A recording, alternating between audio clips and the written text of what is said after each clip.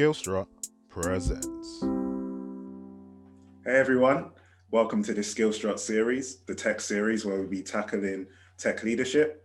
And I'm really excited here to be with Charlene Hunter from Coding Black Females. We're going to have a great conversation when it comes to technology, diversity, and much more. So with no further ado, Charlene, welcome to the SkillStruct Presents Tech Series. Hi, thank you very much for having me. Looking forward to this conversation today. Thank you. And before we get into your journey and how you got into technology, we normally do this thing where we talk about programming credentials, and it'll be interesting for me to know, what's your tech background? What's your first programming language, your first hello world? Talk to me about your programming credentials. Okay, so my very first Hello World was when I was about 8 or 9 in QBasic, I think it was called, on a BBC Microsystems computer. That was my very first language. And then obviously I do not use that now. So I then went on to do an MSc in computer science where I did Java, and in my maths degree I did C++. And then when I started work, it was very Java focused. So Java, C#, that sort of thing. And recently I've had to delve into front-end development, which it's not necessarily my comfort area, but it's doable. So it's all good. Okay, so it's fair to say you've had a mixture of things on the back end and the front end of development, right? Absolutely. Every layer of the stack I've been involved in. Awesome. That's great to hear. And maybe we'll touch on some programming elements as we talk about tech leadership, as the theme of today will be tech leadership, and you are a tech leader in your own right. I know you've been awarded various things when it comes to technology and diversity, especially when it comes to what you've done with Coding Black Females.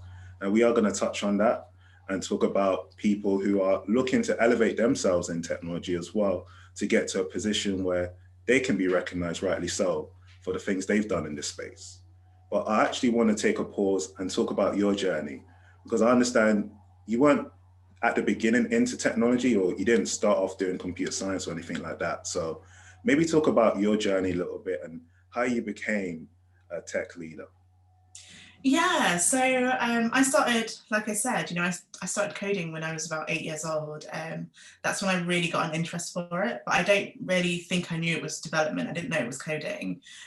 So I did that for a while, and I really enjoyed doing puzzles as well. So I'd be up all night, like doing puzzles and doing crosswords, that sort of thing. So I've always had an interest in problem solving.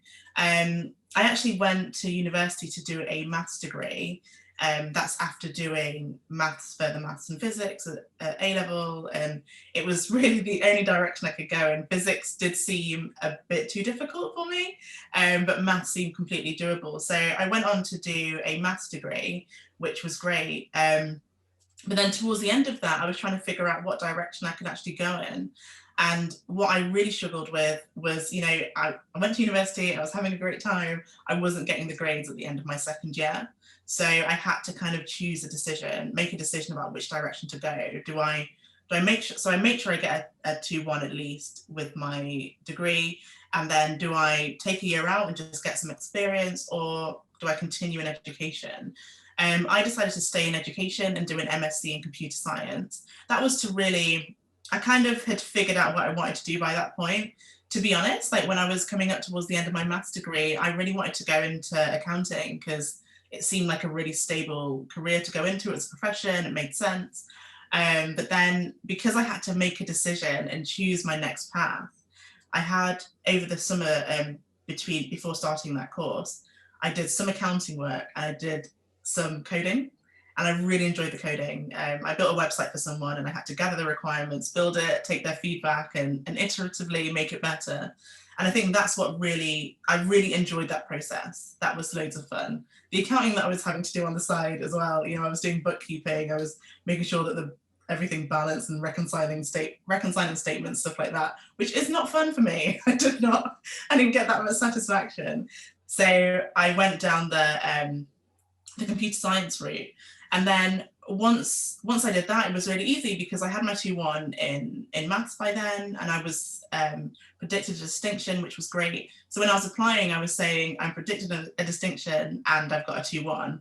Whereas the year before, it was I ended with a 3rd at the end of my 2nd year, and I don't know what I'm going to get at the end of my 3rd year. So it really put me in a really good position to then apply for roles. So I think I had 2 interviews and then got a role as a graduate developer at BAE Systems, which was a great start to my career, to be honest. It was good to work in a consultancy, have access to projects, and be in different levels of projects as well, and really grow my network. So I used that time to really get to know people, tell people what I wanted from my career, and they helped to lay that path for me because they knew that that's what I wanted. So I did that through networking, developing my skills, and just working all the time, as many hours as I could, to try and just get good at being a developer and being in technology. Then moved on to being a contractor so that I could explore more technologies and focus on really the skills as opposed to the corporate elements of working for somebody else. So attending, internal business things that takes away from me developing my technical skills, if you know what I mean. I'm not saying those things are bad, but it wasn't what I needed for where I wanted to go. And then contracted for 5 years. And in that time, I got to do side projects as well for other companies, which is a really good way to develop my skills, again, building my network. And now I've been working at MadeTech for the last year as a lead engineer, which has been really good as well. Well, thank you for explaining that. And you've touched on various things there that I want to unpack a little bit, because we are going to be talking about tech leadership, but I guess you've highlighted some things which, are really important when you do become a leader in technology.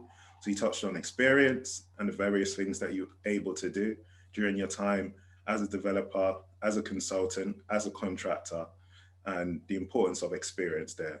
Could you touch on the importance of how doing various things in various organizations helped when it came to developing yourself as a tech lead?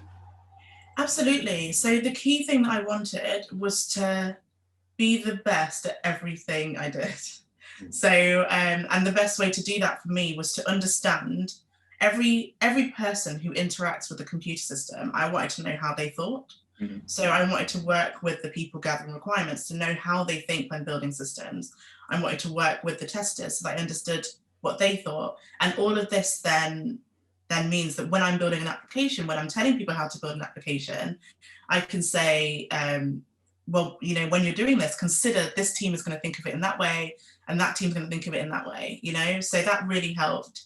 And I think, alongside the experience side, the networking side was invaluable, so I would tell people, I remember saying to one of my managers, I want to be a technical architect. And I was about 2 or 3 years into my career. And he was like, well, then the next role, you're going to be a technical architect then, and we'll just find you the position. And that was really good to really just get to do that, and to have somebody in your corner saying, yeah, I'm going to let you do it because you've told me that's what you want to do. And I always say to people, let people know what you want to do, because somebody will support that. But I knew that I wanted that because in my future, I want to be able to design systems and I want to be able to architect them before I build them or before I give them off to be built. So for me, it was, I highlighted the skills I needed 10 years down the line, and I worked towards achieving or gaining all of those skills as I was progressing through my career. Thank you for sharing that. Definitely networking is important. Mm-hmm. And obviously experience as well has led you to being a tech lead. So for people listening, what does being a tech leader mean? Yeah. So it means different things in different companies. So when I was a tech lead at BAE Systems, that was being on the project, doing development and supporting people with that development. So I'll be developing essentially 80% of the time, 20% of that's leadership. When I have been at MadeTech, it was very focused on making sure that the system design is in place. What's the design? Liaising with the customer, the client, to make sure they know what they're doing, to make sure they understand the technical solution, if you know what I mean, but also to make sure the team are aligned as well, and to define what success looks like. I'm actually going to be moving on to a new role soon at Sam Software as a technical director, and there my role is going to be, again, you know, understanding the requirements of the people that we're building for. It's a product-based organization, and the focus is really going to be, you know, let's understand the users, the system, who we're building for, and then let's decide on what the direction of the product should be. What's the direction of the technical product? What technology should we be using? What sort of skills do we need in the business? So I'm really excited about that change as well, you know, bringing in, defining what technology looks like in a product-based company is going to be so different to looking at it in a consultancy. So I'm looking forward to deciding on that direction. And I think when I think of tech leadership, it's about defining direction and defining structure and understanding the different stakeholders that you could be working with so that you can give them the best outcome. Wow, amazing. Thank you for sharing that. And I wish you all the best in your new venture as well. I'm sure with, you know, the various things you've been doing in the past and present, that it will be a success as well. And speaking about some of your successes, I want to talk about Coding Black Females and the importance of you starting this organization and how you came about. Obviously, you're wearing the t-shirt right now. It'd be good for people to know what that is and explain the organization a bit more. Absolutely. So I created Coding Black Females back in 2017, which was about 8 years into my career. At that point, I hadn't really met any other Black women in technology, which, to be honest, I don't think I noticed it for a while. I noticed that I was different, but I didn't notice it as such. But then I got to the point, you know, I was going to conferences, I was going to events and a bunch of things, and I didn't see Black women. I didn't really see Black people in technology, and I really wanted to just meet people. So I created it as a meetup group so that I could meet Black women in technology, see what they were doing, see what they were saying, see what they were working on, and understand those sorts of projects and what people were doing in that space. I wanted to meet people that were like myself. So then for the first couple of years, you know, it was very much, let's have a meetup, let's discuss things, let's see if we can build things together, let's run workshops, let's do talks. And then what it's really progressed into, you know, we're inspiring people to be in technology and to progress through technology as well. So we've got a wide range of programs that we run for people to sign up to and to develop their skills. So there's the programs that we do, we've got a load of events that we run as well. And then we provide free training, free courses. We have a boot camp that we're running now. There's a lot that we're trying to do to support people getting in, but then also there's work we're doing to help people progress in their careers as well. So for example, we're running every other week, we do a system design workshop with senior developers and tech leads. And the great thing about that is I think every other week at the moment, someone's getting a new job because of the system design work we're doing, which is amazing. Like we're generating more leaders. Not that they weren't already leaders, but the fact that we're able to come together, discuss leadership, discuss design, and then they can go off and impress even more in an interview is amazing to me. That's great. And that just shows testament to the success of what you're building. And obviously there's a lot more to come in that. And just out of curiosity, what inspired you to call it Coding Black Females in particular? Why that name? Where is the story from? Obviously, you could have called it many things. The concept would have still been the same, but why did you choose to call it Coding Black Females? It's interesting actually, because coding, because I was a developer and I'd seen a few groups that were called like Women Who Code, Ladies of Code. There's a few code-based groups. So I was like, okay, coding makes sense. And then I was like, I'm Black and it's for Black people. So Black made sense. The reason I chose the term female was actually because that was a time when I was having a lot of conversations about different feminist concepts, I guess. And one of those was to do with not even necessarily feminist concepts, but just women being referred to as women or ladies or girls, you know. So I didn't want it to be girls because I'm not a girl, I'm a woman. And I thought lady sounded a bit too, I don't know, I didn't want to use the word lady either. Women sounded like some people might feel excluded because they're not old enough to be a woman. So I was like, well, female covers everybody. So I went with Coding Black Females for that reason.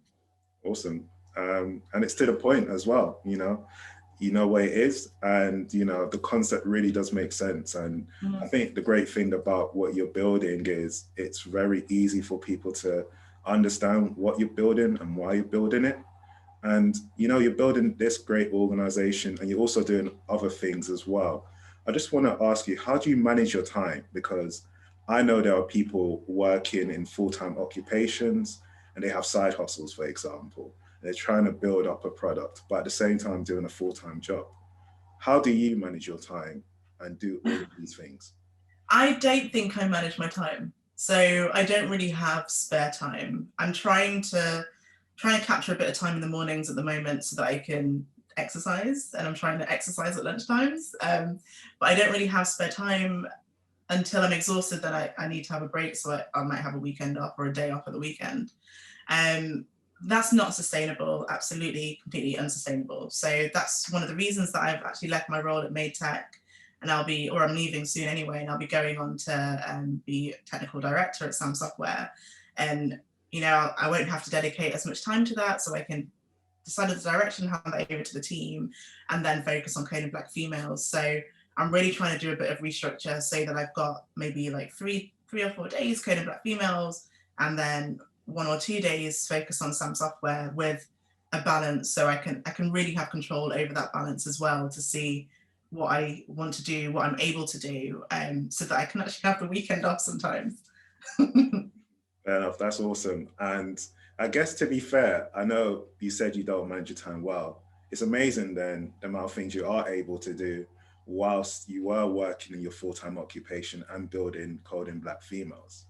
I guess one thing I want to highlight as well then is you talked about you leaving and doing this new venture. I guess one thing it's important, if you want to sustain your side hustle, you want to take it to the next level, is making that choice to leave your full-time job and be encouraged to take the risk when it comes to building something. If you really believe in that and you want to take it to the next level, I guess one thing you have highlighted is, in order for something to be sustainable, you have to come to that decision to either elevate it or just postpone it and build up your more experience in your full-time occupation. I mean, is that, you know, does that make sense? Does that, you know, in line in what you've kind of gone through in the past few years or so whilst you've been building Coding Black Females? Yeah, so I think for me it was, I tend to do things when they make sense. And it's interesting because I always try and look for signs, which might sound ridiculous when it comes to business, but I'm like, okay, if there's a sign that's put in this particular area, then that means I'm supposed to do this. And then this time I was like, no, I'm going to make a decision. I'm not going to wait on a sign. I'm going to make a decision about what I want to do. And I'd always said, you know, around this time of year feels like a time that something is going to change, right? So then I just made the decision, and for me, it's not a risk. So I've looked at it. I've looked at everything that's happening at the moment in my business, in all the businesses I'm looking at. So there's a few areas that I'm working on at the moment, and now just makes sense as the right time to throw myself into it. And if it fails, if it doesn't work, it's not like I can't do something else, but at the same time, it's not going to fail because I've got such a huge, amazing community that wants this. And to me, failure would be nobody benefiting from the community. And I know that benefit is going to continue to happen because it's been happening for the last 4 years. So it's only going to get better. It's only going to grow, and more of the community is going to benefit from this. So I'm just really excited to be able to throw myself into it over the next few years. So looking forward to that. Amazing. And, you know, the fact that you were able to achieve so much with dividing your time is only testament to your success now, but also in the future. I'm sure whatever you are going to be doing with Coding Black Females and your new venture as well will be a success. And I guess I want to shift a bit into programming again and talk about young people getting into programming. What would be your advice for people now who are just really getting into programming and want to start somewhere? I know you've touched on some of the things you provide within your network, and I want you to maybe expand on some general tips when it comes to programming, maybe highlight some languages that people should get into as well. Okay, so I would say one thing is, if you're young and you want to get into technology development, I would definitely see what programs are out there. There are a lot of programs out there at the moment for young people to get into technology. Typically the languages I would say to focus on, Python and JavaScript are pretty good for new people in development, for new starters. And there's definitely career paths in that route as well. So you're not hindering yourself by learning that. If you want to start at understanding how the building blocks fit together, then you can look at Scratch, which essentially is blocks of code that you kind of piece together, and then it performs actions based on that. So it's like building up code with drag and drop essentially. So I would say if you want to have a go, but you're not ready to start the coding, look at Scratch. If you want to start with an actual language, Python and JavaScript work really well. Awesome. Thank you for sharing that. And now I want to talk about giving back, actually, because we were talking before about the importance of giving back, especially what you're doing with Coding Black Females and what I do with SkillStruct University Network. What is the importance of giving back, and why is it something that people, especially when they become more senior in their role, should be doing? I think it just gives you such a sense of satisfaction. One, that's one thing, it's a sense of satisfaction. Two is, I know how it felt for me when I was in my career and I felt isolated, and there were some things that were happening that were negative, that were horrible, and there was nobody there to support me. And I think that if in the position that we're in, we should do what we can to support people at other stages in their career.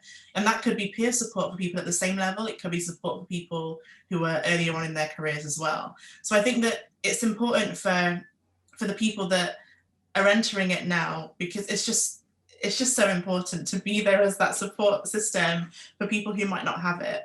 I've had a lot of conversations with people recently around whether their families understand technology and how much their families are in technology. And generally people say that they don't have anybody else in their families who know about tech. And whereas that was very different for me, because my whole family is in technology. So it was always a very normal thing to go home and talk about tech. But if you consider that there's people out there that don't have that, they haven't got other people they can speak to, be somebody that they can speak to, that they can talk about the context of work, of what they're learning, and being a Black person and being a Black woman, that's so important. And you can give somebody so many skills and so much support through doing that. So I think it's just worth it. And yeah, you get a sense of satisfaction yourself as well. Awesome. I couldn't agree anymore. Definitely, for me, giving back is something we should all be doing to help the next generation, but also elevate the current generation as well. When it comes to giving back, I think we all have diversity when it comes to ideas. And I think we only move as a unit stronger when we work together and collaborate more. And so I couldn't agree more with that. And I'm going to ask you now about the fact that, you're passionate about what you do. It's clear and it's evident from what we're doing here and what we're talking about. And I want you to highlight, because I listened to something that you spoke about when it came to finding your passion. For those who maybe aren't sure or they want to sustain their passion, how do you do that? So what I've realized is that when I've thought of my passion is technology, my passion is Coding Black Females as well.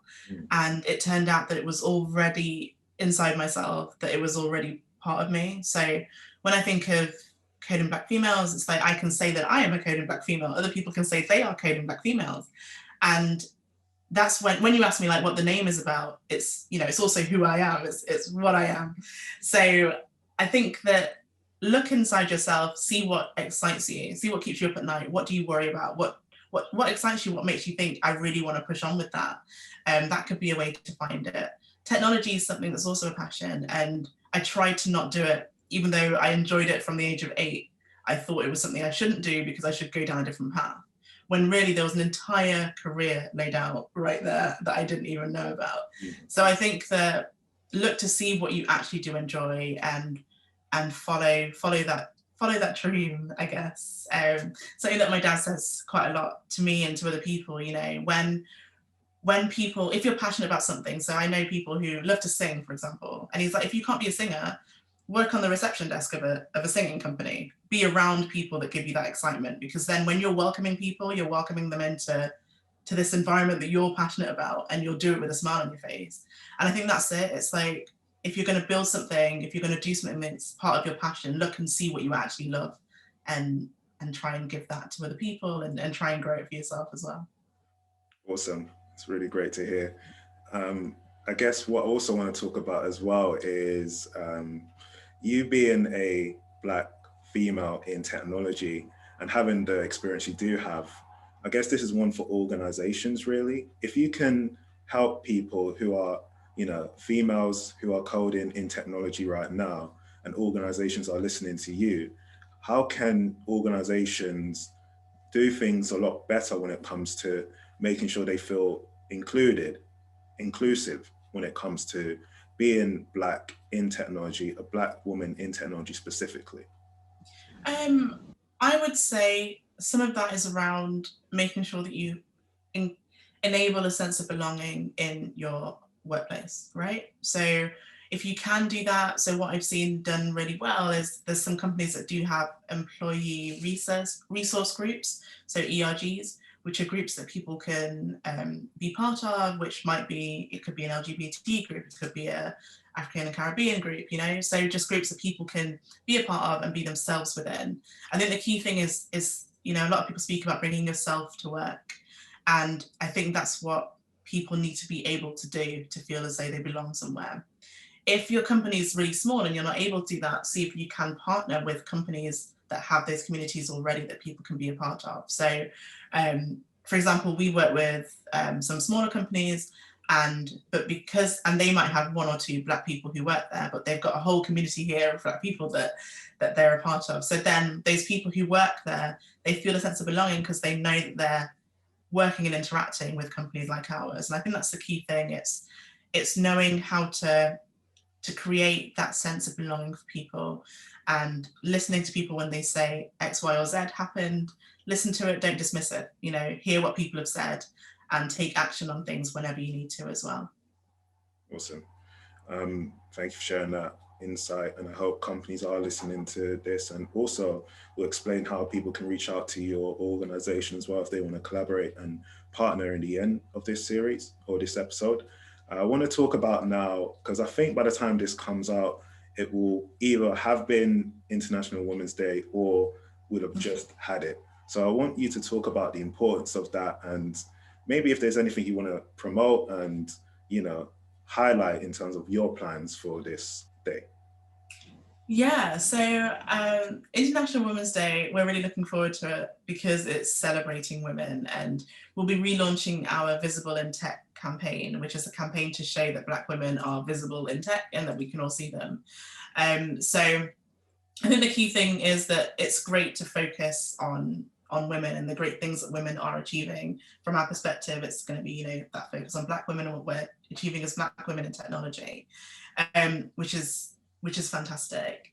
The other thing is, it's also our 4th birthday during International Women's Month anyway, so in March, which we're really looking forward to. So I think it's just about, during that time, it's about celebrating the achievements that we've had as women in technology, in other spaces as well. But, creating those networks, creating support and celebration too. Awesome. And happy birthday in advance when it is your 4th birthday. It's amazing that, to be honest, you've achieved so much in a short space of time relatively. And again, it's just really important. And I think you were talking about passion and the fact that, you are really invested in this, that made it really interesting for you to take on this venture and, something that you're proud of clearly. I want to also talk about, for people who are wanting to get exposed into technology, how did you get into tech? Because you've been talking about your journey from a young age, and it seems like family really is really important to you and is definitely instrumental to your journey. So I want you to talk about your journey into tech. We talked about that in the beginning, but specifically how you got into technology, referencing your family and the importance of that. So my family gave me a lot of advice whenever I was struggling to know which direction to take, how to take it. They would give me advice on that, which has been phenomenal. I think that it's really important to be able to discuss ideas with people who will understand what you're going through, which is why I say that mentors is really important. Like, if you can give back, then do that. If you can tell people your story, do that, because there'll be something that could resonate with somebody. So for me, having a network of people around me who were supportive the entire time, they enabled me to then know which direction to take. So even when I interviewed at 2 companies when I finished my degree, and I was given 2 job offers, and I didn't know which one to take. And I was like, Mum, I've got 2 companies. One is like this, one is like that. This one makes me feel like this one makes you feel like that. She's like, go with the one that makes you feel good, because that's the one that you're gonna put more of yourself into. If you feel good about it, you've just got a feeling, run with the feeling, and then explore what you can do with that once you're working there. And I think that's it. Like, for me, it was outlining what I wanted to do at that moment, but also looking ahead, 10 years ahead, how much I wanted to earn in 10 years time, and bringing it back so that I would go to the right place that would give me the right skills to give me that earning potential in 10 years time. I know that it's probably not normal for people to stay in companies for like 5 years now, but I did that, and it was because I knew what I wanted to gain in a few years. I chose a company where I could explore with different roles and different experiences, because for me it was really about that. So I literally just applied for graduate roles at the end of coming towards the end of my master's, which then meant that it opened a lot of opportunities up to me. Awesome. And actually, I don't know if you've said it yet, the business and the new venture that you are going into is a family business, isn't it? It is a family business, yeah. So it's actually the first place I ever worked.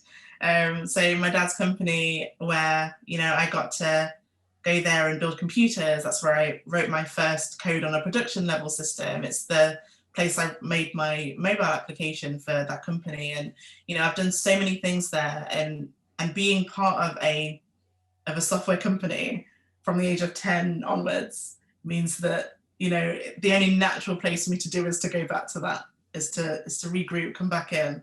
So yeah, I mean, I always forget that there's this huge impact of growing up in a tech company for my entire life, that has obviously directed me right down this path. But I'm really excited to go back and see what the experience I've had in the workforce can actually take back and support with the development of that company as well. No, it's great. Honestly, it's I don't know how to say it, but it's a great thing, really, when you can go back but kind of go forward at the same time and build something as well. Obviously it's evident the family aspect of your journey and how important that was. And I guess you must feel proud as well to be able to go back, and you've learned so much with, working in various places, and you can put that in a company that you have a vested interest in, that you love, because it's your family's business as well. So it's really important that, there's all sorts of diversity in career paths. And it's important to highlight as well that when you do start off somewhere, there's no shame, or there's no, you don't have to think about it as going backwards, really. You're just starting new and starting fresh somewhere. You're going back to elevate. And that's not a bad thing too, because some people feel like once they leave somewhere, there's no way going back. What you may not want to do is go back in your same position, but you also want to elevate when you go back. So don't try and go backwards, go to the same company, but, go there in a higher position, higher salary or whatnot. Just make sure the more important thing is you're elevating when you do go back there, if that makes sense. Absolutely. Everywhere that I have worked, I have been back in a capacity. And, it's because every time I've left, I've then gained more that I can actually take back as well. So it's definitely not a step backwards. I class everything as a step forwards. Like, it's always a progression. It's not that you're going backwards, you're just progressing in a different way. So yeah, I think it's really exciting, because you'll have that context of the company or of those experiences, but so much more that you can also add on to that, which is really cool. Awesome. I couldn't agree anymore. And finally, I guess I want to highlight, for people listening now who are, again, new to technology, what would be, Charlene's blueprint to success? What should people be doing at this point to enable them to reach success? Network and develop your skills, I think, are the key things. When I say develop your skills, I'm not just saying know exactly what you want, like be curious, try different things, and try and develop things in those spaces as well. But if you can meet people on the way, meet them, because it might not be that they tomorrow turn around and say, I remember you because of this. It could be that in 10 years' time, they remember you and they're going to give you this massive deal, you know? It could be anything. And I think it's really important to build good relationships, strong relationships, but also be curious at what you're learning as well and developing those skills. So yeah, be curious, develop your skills and build your network. Great, thank you. And to be honest, normally at the end, I normally say, what's next? I think we've been talking about what's next for you when it comes to your new venture, but maybe I want to just say, you know, how can people reach out to you? They've been listening to our conversation and they've been engaged and they want to know about the networks you've been, you know, involved with, the organization that you're building. How can people reach out to you? So they can get me on social media. Charlene P. Hunter is my handle on everything, I think. And if you go to the Code and Black Females website as well, that's how you can drop us an email there. And more than happy to discuss collaboration or the programs we've got coming up as well at the moment. Awesome, thank you. And just before we wrap up, is there anything that you just want to highlight in general, something that I may have missed or something you just want to promote? I just want to really give the floor to you. I guess one of the things that we're really excited about is, you know, we've got a lot of events coming up. So check out the events we've got. So that's events.codeandblackfemales.com, which is a list of all the events we have at the moment. Another thing I would say is the Black Coder Bootcamp that we are recruiting for at the moment. So applications are going to close soon, but keep your eye out for that. So that's a bootcamp to train people to be full stack developers over a 6-month period. So it's a part-time bootcamp. So definitely have a look out for that if you can. That's the Black Coder Bootcamp, but you can find the link as well on the Coding Black Females website. So they're 2 key things that we're really excited about at the moment. Awesome. Thank you for sharing that. And yes, that concludes this part of the tech series where we're talking about tech leadership. Safe to say that we've talked about a lot in this. And, you know, as we do build up this series and there's things that we want to tackle from a tech standpoint, if there's things you want us to do a lot more, then do let us know. Do, you know, share this, do comment, and do feel encouraged really by the things that we've discussed in this. If you're starting out, to take that step. If you're doing your side hustle and you want to elevate that, then, you know, think strategically and feel like you can do that because there are people who have done that. Charlene has her blueprint where, you know, she's done that. She's been building something while she's been working full time, and she's been achieving and being awarded rightly so for it. So it is possible. And, you know, finally, I just want to say thank you, Charlene, for taking the time today. You know, it's been a pleasure to have you on this platform and hear about your story and your ever-growing success. Thank you again, Charlene.